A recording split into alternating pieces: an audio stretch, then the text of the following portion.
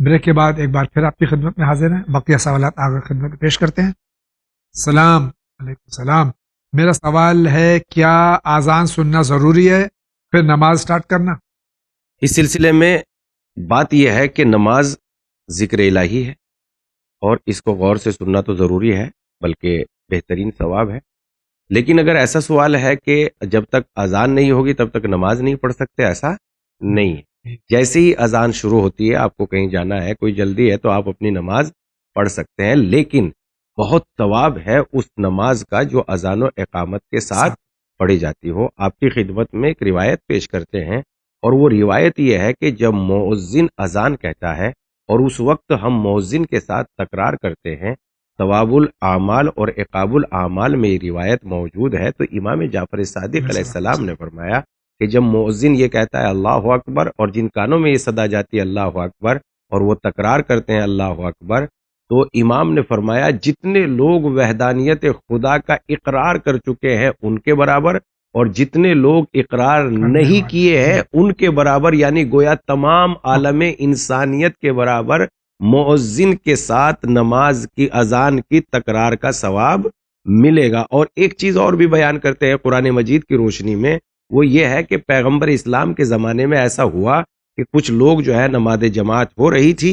اور لوگ بات کر رہے تھے، اور جب بات کر رہے تھے تو اس وقت قرآن مجید کی ایک آیت نازل ہوئی، اور وہ نازل یہ تھی وَإِذَا قُرِئَ الْقُرْآنُ فَاسْتَمِعُوا لَهُ وَانصِتُوا لَعَلَّكُمْ تُرْحَمُونَ۔ جب جو ہے تم نماز پڑھ رہے ہو تو قرآن مجید کو غور سے سنو اور خاموش رہو تاکہ تم اللہ کی رحمت میں شامل ہو جائے۔ تو جب اذان ہو اسے غور سے بھی سننی چاہیے اور اس کی تکرار بھی کرنی چاہیے روایت اور قرآن مجید کی روشنی میں۔ لیکن اگر آپ کو کہیں جانا ہے تو پھر آپ جو ہے جیسے اذان کا وقت ہوا ویسے ہی آپ نماز پڑھ کے جا۔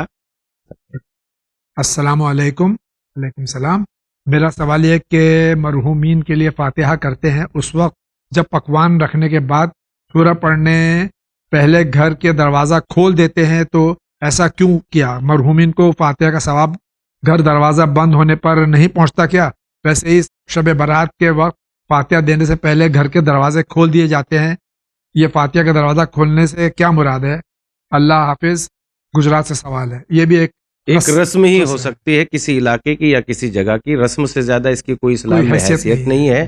باقی سورہ حمد اور سورہ مبارکہ توحید کا جو ثواب رکھا ہے وہی الفاظ کا ثواب جب ہم دیکھتے ہیں کہ جب ہم قرآن مجید پڑھتے ہیں تو سورہ وحدہ سورہ توحید کا ثواب یہ ہے کہ اگر آپ نے 3 مرتبہ سورہ توحید پڑھ لیا ہے تو اللہ پورے قرآن کے برابر جواب وہ ثواب عطا کر دیتا ہے۔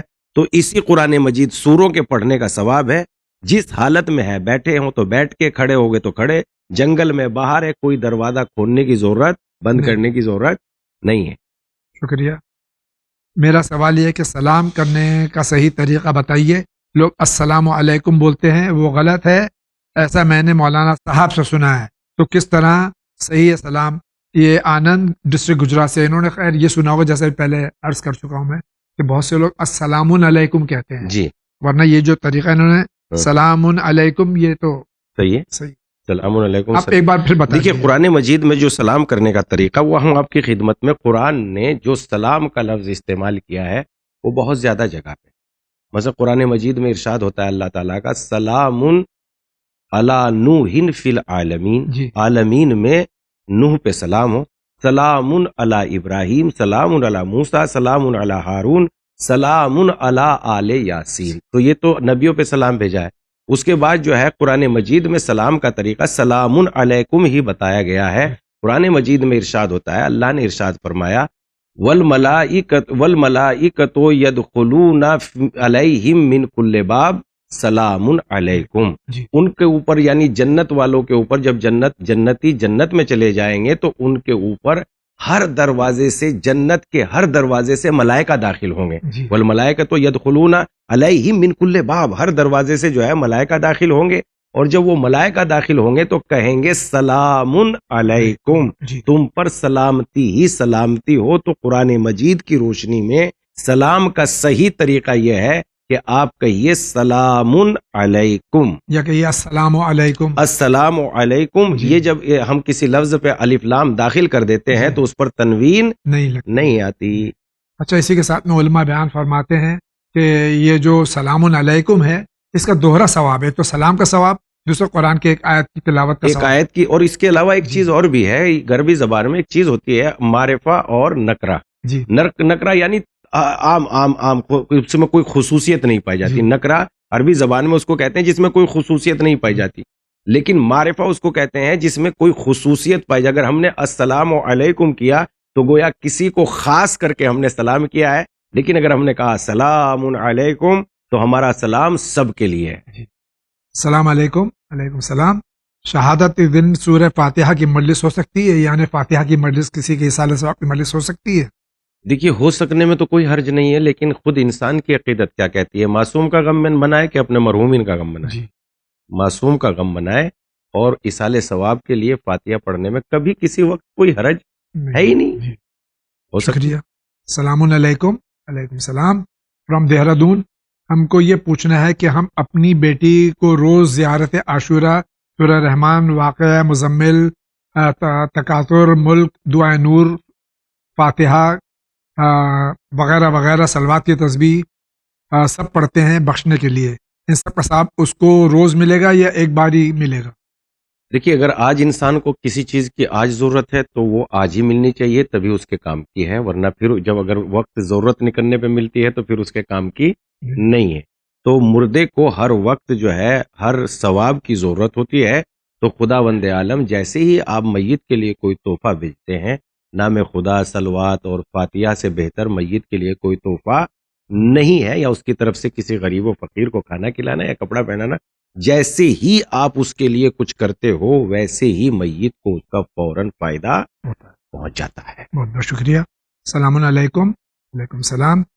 کیا حیض جنابت کی حالت میں غیر ضروری بال صاف کر سکتے ہیں غسل سے پہلے؟ جی بالکل کر سکتے ہیں، کوئی حرج نہیں. السلام علیکم. علیکم السلام. ریسپیکٹڈ انکل جاوید صاحب اینڈ مولانا صاحب. علیکم السلام. Is it allowed to only listen to the translation of ziyarats, or is it necessary to also recite in Arabic as well? Also, please suggest some books on translations of Quran Sharif from Shia scholars. May Allah Ta'ala bless us in the honor of Ahlul Bayt alayhimus salam. محمد سعید، پریاگرنج، الہ آباد. ان کا سوال میں ترجمہ بھی کر دوں ناظرین کے خدمت میں کہ ہم جب زیارات پڑھتے ہیں جو معصورہ ہیں تو ہم کیا زیارت کو عربی میں ہی پڑھیں یا اس کا ترجمہ پڑھنا کافی ہے؟ اور یہ سوال کا جواب دے دیے، بعد میں دیتا ہوں، دوسرا سوال لیتا ہوں. زیارات کا جہاں تک تعلق ہے ان کو عربی میں اس لیے پڑھنا کہ خدا وند عالم کی معرفت معصوم سے بہتر کسی کو نہیں ہو سکتی. جی اور ترجمہ کتنا بھی بہتر کر دیا جائے، ترجمے میں وہ لطف پیدا ہو ہی نہیں سکتا جو اصل زبان میں ہے. لہٰذا میری آپ سے گزارش ہے اور سجیشن ہے کہ آپ جو ہے دونوں کیجئے، ترجمہ بھی پڑھیے اور عربی میں زیارت عاشورہ بھی پڑھیے. اور جہاں تک کہ قرآن مجید کی ٹرانسلیشن کا سوال ہے تو آپ چینل ون جو نمبر آپ کے اسکرین پہ آ رہا ہے اس پہ رجوع کیجئے. یہاں یہ بہترین تراجم بھی موجود ہیں اور انگلش میں اور دوسری مختلف زبانوں میں. آپ رجوع کیجئے، یہاں انشاءاللہ آپ کو قرآن مجید کی ٹرانسلیشن کی کتاب جو ہے دستیاب ہو جائے گی. بہت بہت شکریہ آپ کا. السلام علیکم. علیکم السلام. مجھے ایک سوال ہے کہ شجرہ اگر کہیں گم ہو گیا ہے یا بڑے بوڑھے کہیں رکھ کر چلے جائیں تو کیا شجرہ پھر سے بن سکتا ہے اور اس کے لیے کیا کرنا پڑتا ہے؟ دیکھیے، اس سلسلے میں مشورہ یہ ہے کہ جہاں مثلا جیسے رضوی سادات، تو یہ فقط ایک گاؤں میں تو ہے نہیں، جی پھیلے ہوئے ہیں.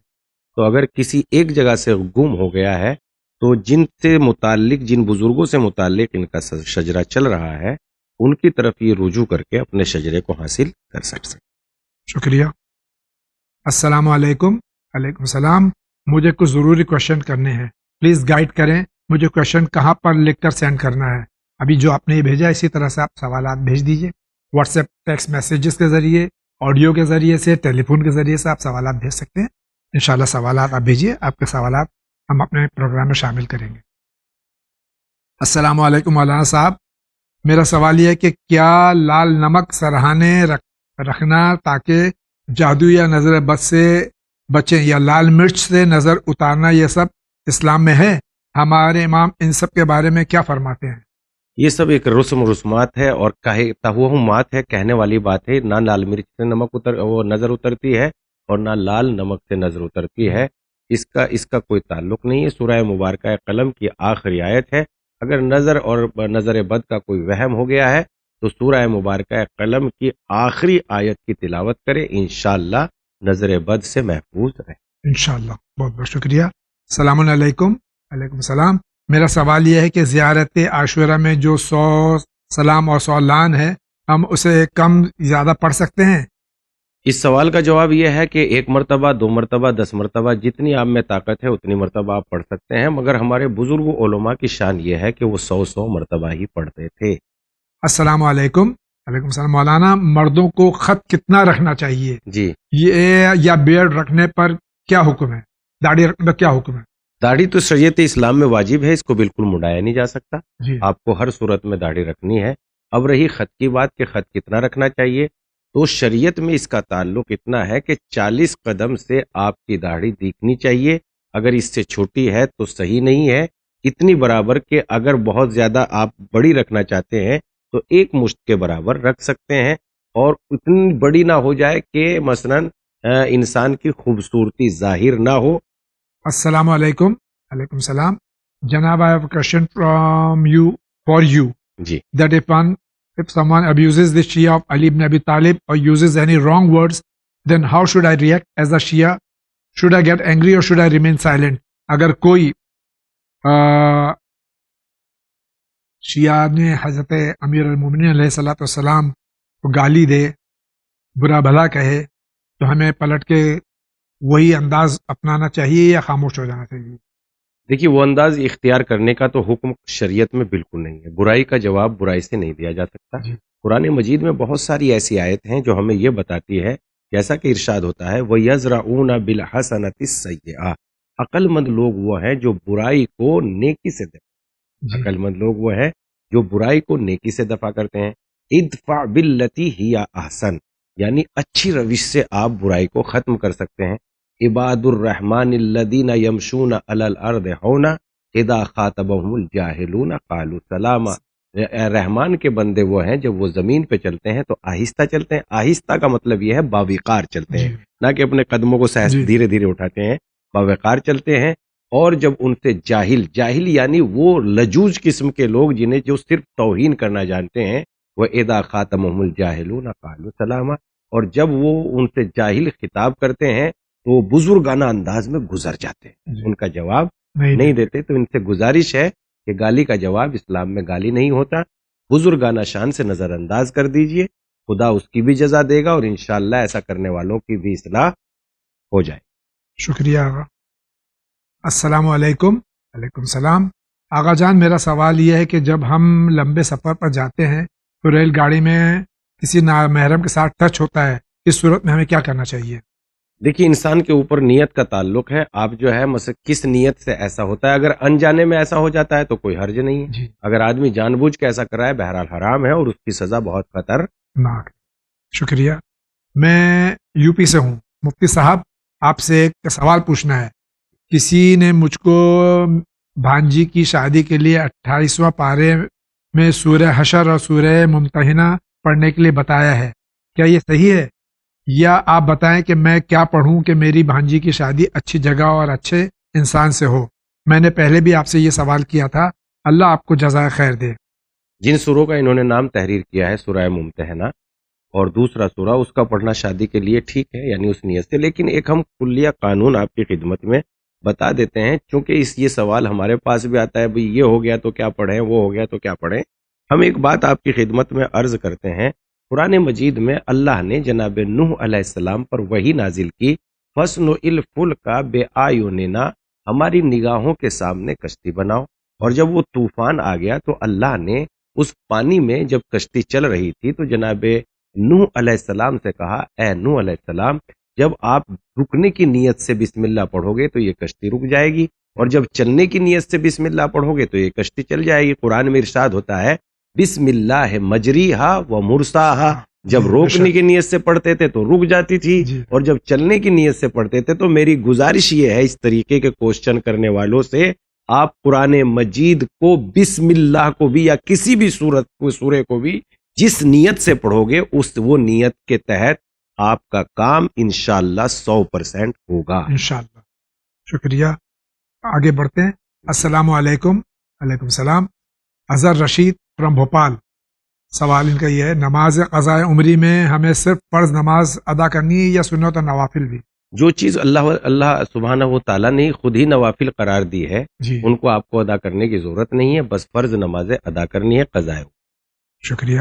سوال ان کا یہ ہے، کیا جو بندہ حرام ریلیشن شپ میں ہے اور اس کی فرض نماز بھی چھوٹ جاتی ہو تو ایسا شخص امامت کر سکتا ہے؟ اسلام نے امامت کے سلسلے میں ایک شرط رکھی ہے جس کا نام ہے عدالت. عدالت کی جب ہم وضاحت کرتے ہیں تو عدالت کے معنی یہ ہے کہ اس کی جو ہے وہ گناہ نہ کرتا ہو، حرام کے نزدیک نہ جاتا ہو، اور اس کے واجبات ترک نہ ہوتے ہو، واجبات نہ چھوٹتے ہوں.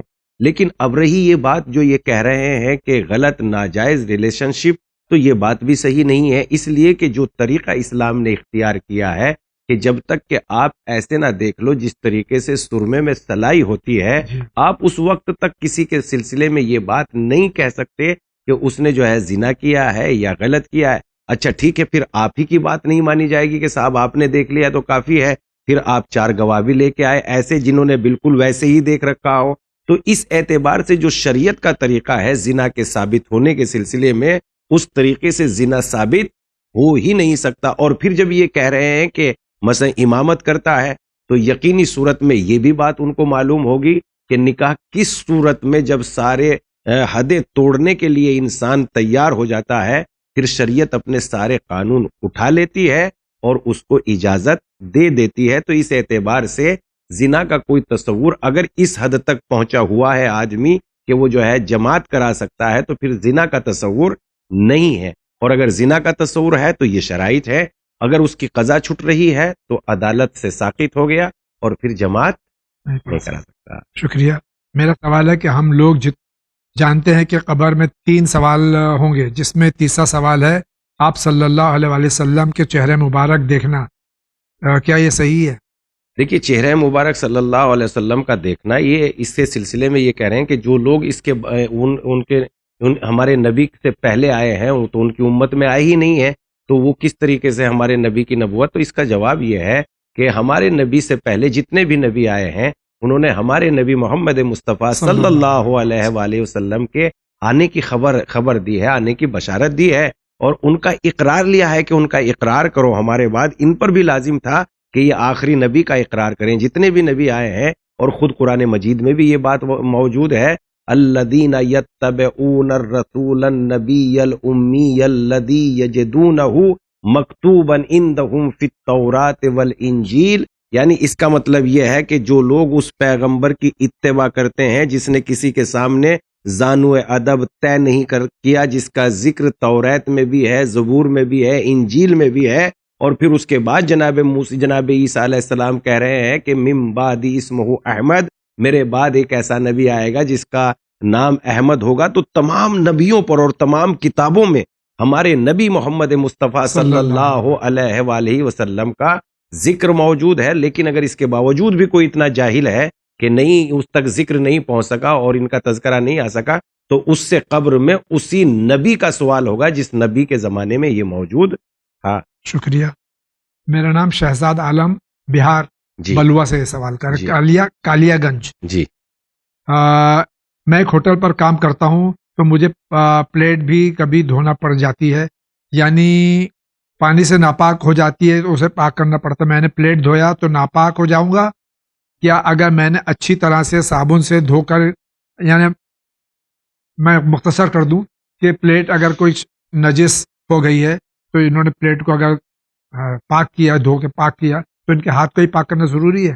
دیکھیے، اگر پلیٹ پاک ہو گئی تو پھر آپ کے ہاتھ بھی پاک ہو گئے. جی جب آپ پلیٹ کو سمجھ رہے ہیں کہ پلیٹ پاک ہو گئی ہے جی تو پھر پلیٹ کے ساتھ ساتھ آپ کے ہاتھ بھی پاک ہو گئے ہیں. جی. اور رہی بات آپ کے نماز پڑھنے کی، آپ پاک پانی سے اگر پلیٹوں کو صاف کر رہے ہیں تو اسی صورت میں پاک پانی سے پلیٹوں کو صاف کرنے کے بعد آپ ہاتھ منہ دھو کے اپنا اسی حالت میں نماز پڑھنے جا سکتے ہیں. شکریہ.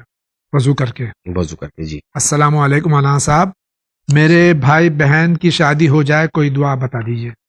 دعا کے سلسلے میں تو یہی ہم نے آپ کی خدمت میں بتایا ہے کہ زیادہ سے زیادہ جو ہے سورہ ملک اور سورہ ناس کی تلاوت کی جائے، اور قرآن مجید کا کوئی بھی سورہ ایک مخصوص جگہ پر آپ بیٹھ جائیے اور اس مخصوص جگہ پر وہ سورہ پڑھیے، انشاءاللہ آپ کی مراد جیسی آپ چاہتے ہیں ویسی پوری ہو جائے. انشاءاللہ. مولانا صاحب، جب فجر کی نماز کا وقت سٹارٹ ہو جائے تو کیا فجر کی نماز سے پہلے کوئی قضا نماز ادا کر سکتے ہیں؟ وضاحت فرمائیں. ناز انصاری، انڈیا سے، یو پی سے. نماز صبح سے پہلے جب نماز صبح کا وقت ہو گیا ہے، آپ اس دن کی اپنی نماز اول وقت پر پڑھ لیجئے. اس سے پہلے اور اس کے بعد دونوں صورتوں میں کوئی سی بھی نماز آپ ادا کر سکتی ہیں یا کر سکتے ہیں. شکریہ. السلام علیکم. وعلیکم السلام. قصر کی نماز کے بارے میں بتائیں. میں گاؤں میں نہیں رہتا، کیا گاؤں میں میری قصر نماز ہو جائے گی؟ آپ جہاں بھی رہتے ہوں، آپ کے رہنے پر اگر وطن ثابت ہو رہا ہے کہ یہ آپ کا وطن ہے، وہاں آپ کی نماز پوری ہے. لیکن جہاں آپ کا وطن ثابت نہیں ہو رہا ہے، وہاں آپ کو ہمیشہ قصر پڑھنی پڑے گی.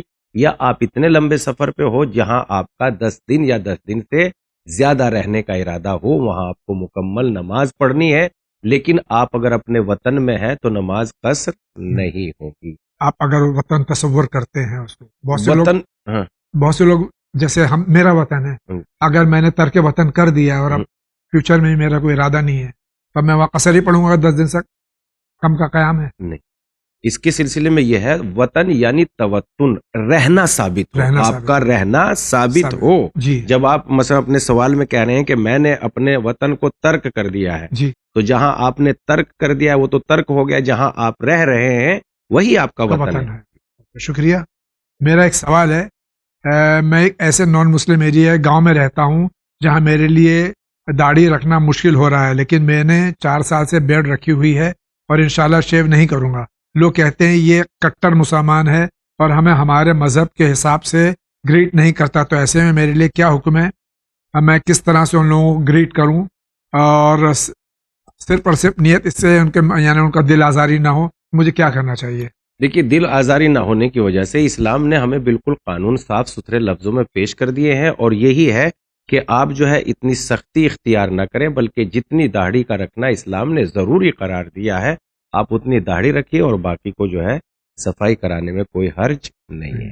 اور ان کو سلام کرنے میں جو ان کا طریقہ ہے اس طریقے کو اختیار کیا جا سکتا ہے، اس لیے کہ ہر قوم و ملت میں ادب و احترام کے الگ الگ طریقے ہوتے ہیں، اور ہر طریقے میں ہر جگہ جب ہم جاتے ہیں تو ان کے ہی آداب و اختیار کرنے پڑتے ہیں.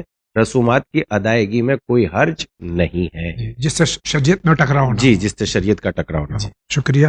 سر، ایک مسئلہ پوچھنا تھا آپ سے، کیا فرض نماز کے بعد سنت و نوافل پڑھنے کے لیے جگہ کا تبدیل کرنا ضروری ہے؟ اگر نہیں کرتے تو کیا ان کی نماز میں فرق پڑتا ہے؟ دیکھیے، اس سلسلے میں روایت یہ ہے، شریعت اسلام یہ ہے کہ چونکہ ہمارے یہاں مذہب حق و اہل بیت میں یہ تصور پایا جاتا ہے کہ ہر جگہ، ہر سایہ، ہر درخت گواہی دے گا. تو اس سلسلے میں اگر نماز کی جگہ فرض جہاں آپ نے پڑھی ہے، اگر دوسری جگہ پر آپ مستحب پڑھ رہے ہیں تو اس نیت سے تو آپ پڑھ سکتے ہیں تاکہ یہ جگہ بھی ہمارے نماز پڑھنے کی گواہی دے. باقی ایک جگہ جہاں آپ کھڑے ہوئے فرض پڑھ رہے ہیں وہاں سنت بھی پڑھ سکتے ہیں. جو چاہے آپ کر سکتے ہیں، قرآن مجید کی تلاوت بھی کر سکتے ہیں.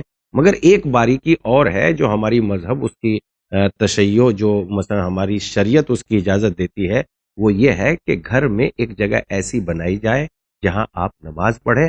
اس کا فائدہ اس وقت پہنچتا ہے کہ اگر مرنے والے کی روح سختی سے نکل رہی ہو تو اسلام یہ کہتا ہے کہ اس کو جو ہے اس جگہ پر لٹایا جائے جہاں یہ نماز پڑھا کرتا تھا، وہاں سے اس کی روح سختی سے، آسانی سے بدن سے خارج ہو جائے گی، نکل جائے گی.